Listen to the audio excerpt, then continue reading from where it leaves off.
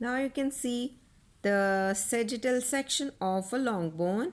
This is shown to you for description of the macroscopic classification of a bone. It is being divided into number one, the compact bone, which you can see on the outer side, and in the center you can see the other category of the bone, which is called as spongy bone or cancellous bone. This compact bone is forming denser areas without the cavity and is present on the outer surface of a bone.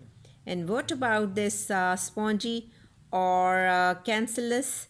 Sponge like meshwork, and what they are doing, they are showing anastomosing spicules called trabeculae to form the interior lattice of a bone. And the trabeculae are so thin and composed of irregular laminae, and these lacunae having osteocytes around, they do not have the Haversian system in them, and the osteocytes are supposed to exchange their metabolites through the canaliculi along with the blood sinusoids in between the marrow, and the trabeculae, which are lined by a delicate layer of endothelium, must possess the osteoprogenitor cells, osteoblasts, and osteoclasts. And where they lie, these spongy bone, the area of distribution is that they occupy the inner side of a short bone and the ends of long bone and even the center of the shaft of a long bone and the diploid of a flat bone of your skull. Now, this picture is showing the classification of the bone microscopically. And how we would do that? Microscopic classification will include the primary bone and the secondary bone. And now concentrate on the picture. This picture is showing the primary bone, which you label it as immature bone or the woven bone. So you expect this is the first bony tissue to appear during embryological development and after repair or during repair procedure of the bone.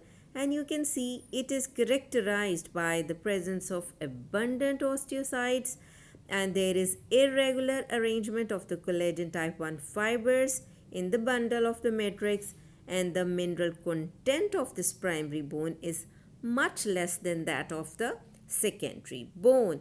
And this is usually a temporary bone and is replaced in adults by the secondary bony tissue, except they have mentioned there are few places where it exists, like in tooth sockets and at the tissue of a tendon where it gets inserted and near the skull sutures.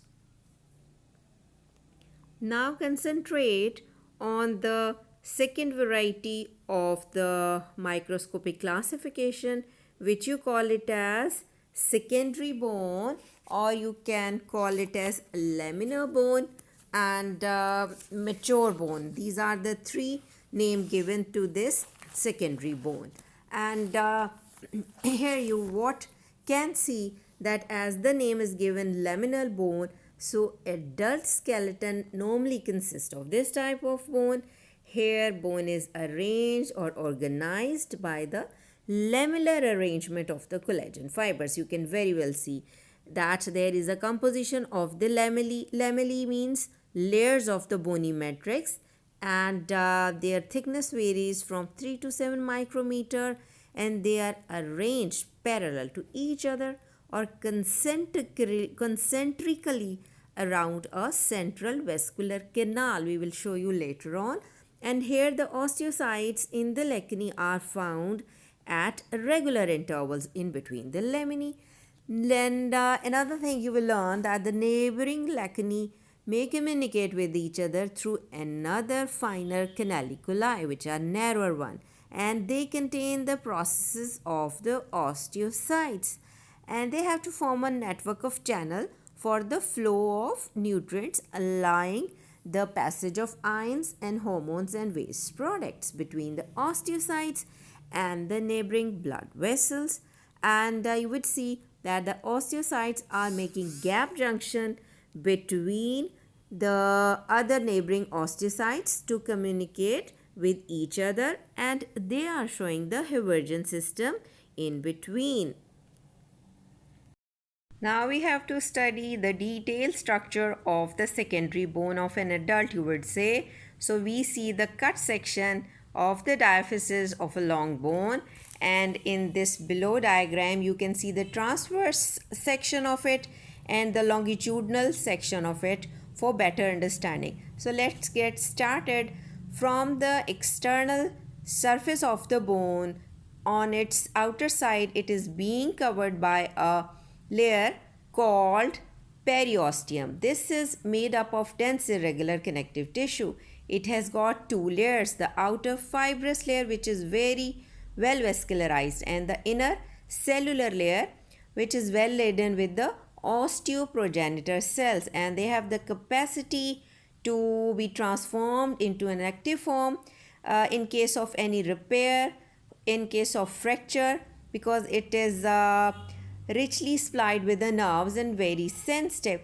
So whenever there is a bone growth or repair is required, the periosteum takes part. So any surgeon should take care not to cut it, rather to preserve this. And now look into the view, and we are to come across on the innermost lining of this bone, which is lined with the endosteal layer. It is again made up of very vascularized connective tissue but loosely arranged, and it lines the medullary cavity of the long bone and the marrow spaces. Now you can see this cancellous or spongy bone over here. This endosteum is lined with a single layer of osteoprogenitor cells, and they again take part in the bone repair, information and growth. So again it should be preserved in case of any surgery if required. Now we have to learn about this structure of the bone. Now concentrate on its outer side. There is the external circumferential laminae. Laminae means layers. So you can see that the outer circularly arranged circumferential laminae is a thickened one, and it covers the whole bone on its outer side just next to the periosteum. Then you can visualize another yellow marked inner circumferential laminae that is present, and it is much thinner than that of the outer circumferential laminae, and this is just adjacent to that endosteum, I would say. And in between you can see these osteon, but in between the osteon you can find the triangular areas filled with the interstitious laminae. It's being said that they are the fragments of the wear and tear process take place in the bone. Now we have to concentrate on these osteon, which are also known as the Haversian system, and you find them as a structural unit of your bone tissue. Now concentrate. This one osteon is elevated, and for the purpose of better understanding you have to concentrate. This is a long cylindrical structural unit of your compact bone. It exactly lies parallel to the long axis of the shaft of your bone, and this is present in between the external and internal circumferential laminae. Now each system, this basically consists of you can say having the central canal in it, and you can see neurovascular bundle that is passing through and through, and around there are mentioning 8 to 10 concentric laminae of the bony matrix all around, and you can see the Haversian system is being lined inside by the endosteal layer and when laden with the osteoprogenitor cells. Now concentrate that how these Haversian system, they are supposed to communicate with each other. There should be a mechanism over there, and they have to communicate with each other and with the periosteum and with the inner medullary cavity. And how this is possible? For this, you have to look on this longitudinal section that this is the central canal. This is another central canal or osteon, and they are interconnected through the perforating canal, and it was also called as Walkman's canal, which is running transversely or obliquely. So if you get any transverse section under the microscope, so every section may not show that Walkman's canal. Why? Because if the section is taken in some other area which is not showing this perforating canal, so it means the section is taken somewhere else. Now concentrate that this each Haversian system is formed by the successive deposition of this bony matrix laminae around the neurovascular bundle, in which artery is there, nerve is there, vein is there, and some little connective tissue is there. Now concentrate. This osteon is shown independently here. And another thing that if the younger system exists, it has got a larger canal. And if it becomes an older one, it will be showing a smaller canal because more recent laminae has been added in it and making it narrower. Now we would be knowing that these laminae, these are in a form of a concentric layers. They are made up of collagen fibers and they are beautifully arranged in a spiral manner, but they are parallel running to each other. And in each layer, these parallel running are making perpendicular running orientation of the fibers to the next concentric laminae. If you put them, they are making right angle to these fibers. So can you see these are running in this direction, these are in this direction, and this right angle direction of these laminae to each other gives the arrangement of a fiber, and maximum rigidity and strength is attained through this. And the alternating brighten and darken layers are due to the changing orientation of the collagen fibers in the respective laminae. Now concentrate on this transversely cut section. You can see the vein, nerve and artery in between and the concentric laminae. So what are these? These are basically the osteocytes, the mature bone cells having the processes. Now you have to concentrate where they are located. They are occupying a space area called the lacunae, and these are placement for the osteocytes, and their processes are running through a minute canals called canaliculi, and these canaliculi are holding the processes coming from this osteocyte cell, and they have to communicate with the neighboring osteocyte processes through the gap junctions, and they allow to communicate with each other for the exchange of various, you would say, flow of nutrients, ions, hormones and waste products in between the osteocytes and also that of the nearby blood vessels.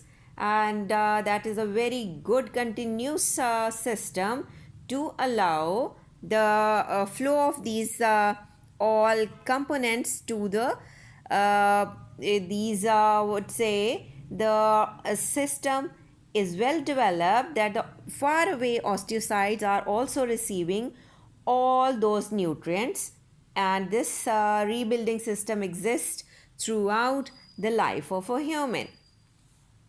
Now if you concentrate on the spongy bone, you can see the spicules or trabeculae of the spongy bone that is being enlarged here, and you can see the spaces for the bone marrow here and a minute tiny, you would say, canaliculi opening at the surface. These are dots which are showing the opening over here. These are the trabeculae here, and this part is highlighted here again, and you can see the endosteum being lined with the osteoblast here, and these osteoblasts are supposed to form newly formed matrix which is non-calcified which you call it as osteoid, and this is being secreted by the osteoblast. This osteoid term is quite different from that of the osteon, which was a Haversian system. So keep in mind all these definition as well. After that osteoblast, I have to mention that these mature cells are osteocytes resting into the lacuna. Singular is lacuna.